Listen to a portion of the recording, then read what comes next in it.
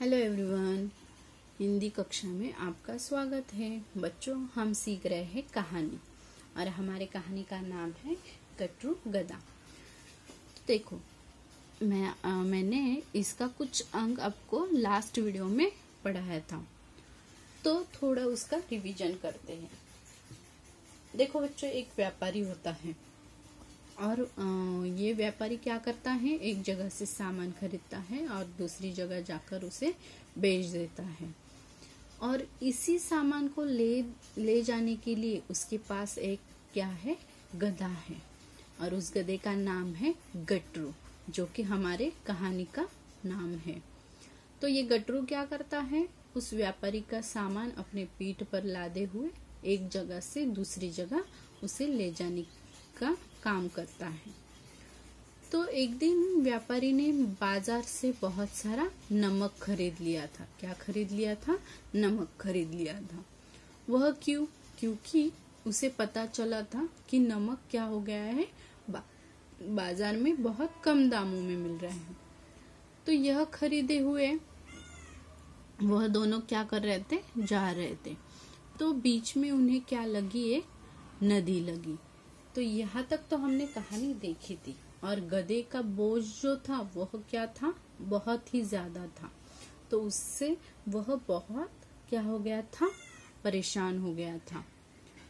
तो देखो, अभी जो नदी है वह नदी पार करके उनको क्या करना था, एक जगह से दूसरी जगह जाना था। तो इसके आगे की कहानी हम देखते हैं। अभी कुछ दूरी पर एक नदी थी। वह उसे पार करने लगे कि अचानक गटरू फिसल कर पानी में गिर गया। किसी तरह वह उठा। गटरू को लगा कि पीठ का बोझ कुछ कम हो गया है। वह बहुत खुश हुआ। देखो, बहुत सारा नमक खरीद के व्यापारी ने उसके पीठ पर लाद दिया था और वह बहुत क्या हो गया था, थक गया था। वह जब नदी पार करने लगा तो एक जगह पे उसका पैर फिसल गया और वह नदी में गिर पड़ा। तो जो उसके पीठ पर नमक लदा हुआ था, वह नमक क्या हो गया, पानी में घुल गया। आपको पता ही है, पानी, नमक, शक्कर, ऐसी चीजें पानी में क्या हो जाती हैं, घुल जाती हैं। तो इसी प्रकार वह नमक जो है पानी में घुल गया और उसका बोझ जो है वह थोड़ा कम हो गया। तो इसकी वजह से गटरू बहुत खुश हो गया और खुश होकर वह आगे चलने लगा। तो देखो, जब गटरू नदी पार करने लगा तो क्या हो गया, उसका वह फिसल के नदी में गिर गया और उसका बोझा कम हो गया। कुछ दिनों के बाद व्यापारी फिर से गटरू को साथ लेकर नमक खरीदने गया। और कुछ दिनों के बाद फिर से व्यापारी जो है वह क्या करने गया, नमक खरीदने गया।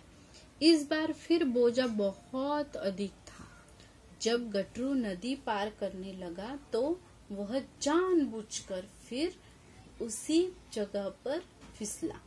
देखो, अभी इस बार गटरू ने क्या किया, जानबूझकर, जो पहले वह था गिरा था, वह उसका पैर सचमुच फिसल गया था, लेकिन इस बार उसने क्या किया, जानबूझकर, मतलब उसको पता चल गया था कि क्या होता है, नदी में जो पीठ पर लदा हुआ बोझा है वह पानी में अगर पानी में भीग जाए तो वह उसका बोझा क्या हो जाता है, कम हो जाता है।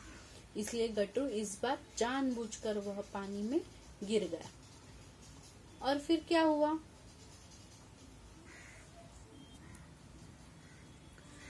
नमक नदी के पानी में घुल गया और उसकी पीठ का भार कम हो गया। व्यापारी गधे की चालाकी समझ गया और बोला, ठीक है, मैं भी इस आलसी गधे को सबक सिखाऊंगा। इसने मेरा बहुत नुकसान किया है। बराबर है। अगर नमक पानी में घुल जाएगा तो वह क्या हो जाएगा, कम हो जाएगा, और व्यापारी जब उसे बेचेगा तो उससे नुकसान ही होगा। तो ये चालाकी, मतलब गटरू जो पानी में जानबूझकर गिर गया, यह व्यापारी के समझ में आ गया और उसने कहा कि ठीक है, मैं इस गधे को क्या करूंगा, आलसी गधे को क्या करूंगा,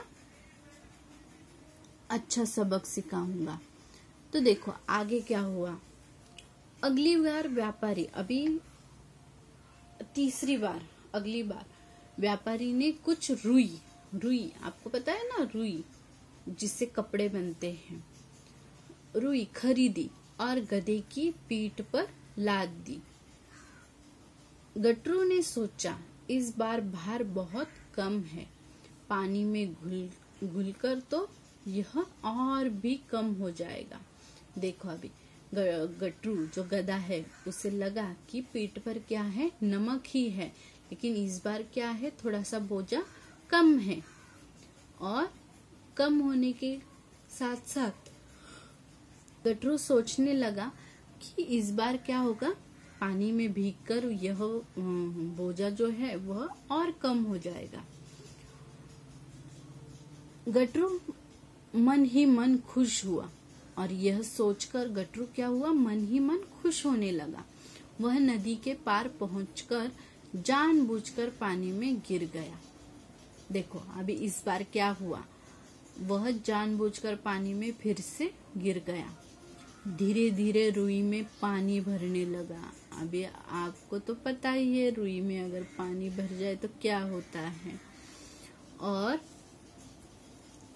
भरने लगा और वह अधिक भारी होती गई। अधिक भारी मतलब हेवी, और ज्यादा उसका बोझा होने लगा। अब गटरू ने सोचा, ओहो यह क्या हुआ, मैं तो बोझ से झुका जा रहा हूँ। गटरू रास्ते में ही बहुत थक गया। किसी तरह धीरे धीरे चलता हुआ वह घर पहुंचा। देखो बच्चों, अभी नमक जो है वह पहले पानी में घुल गया था, इसलिए उसका बोझा कम हो गया था। लेकिन यह जो रुई है जिसे कपड़े बनते हैं, ये रुई आपको तो पता ही, कपड़ा भी अगर गीला हो जाए उसमें क्या हो जाता है, पानी जमा हो जाता है, और उसकी वजह से उसका वजन ज्यादा हो जाता है, वह हेवी हो जाता है।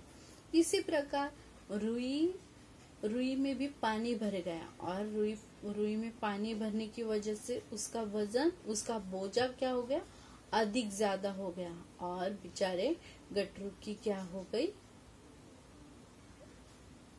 हालत खराब हो गई, और वह बेचारा धीरे धीरे कैसे तो भी करते वह घर पहुंचा। और इस प्रकार गटरू के व्यापारी मालिक ने उससे बदला लिया। तो देखो बच्चों, कभी भी रुई नमक से वजन में क्या होती है, हल्की होती है, मतलब वह ज्यादा हेवी नहीं होती है, लेकिन उसमें अगर पानी भर जाए तो वह क्या हो जाती है, भारी हो जाती है। तो पहले तो रुई का वजन कम था, लेकिन जब गटरू ने उसको पानी में भिगोया तो उसका वजन क्या हो गया, ज्यादा बढ़ गया, भारी हो गया। तो इसी प्रकार गटरू की क्या हो गई, अच्छे से हालत खराब हो गई। तो देखो आपको ये कहानी कैसी लगी बच्चों, ये बताओ आप मुझे। ओके, धन्यवाद।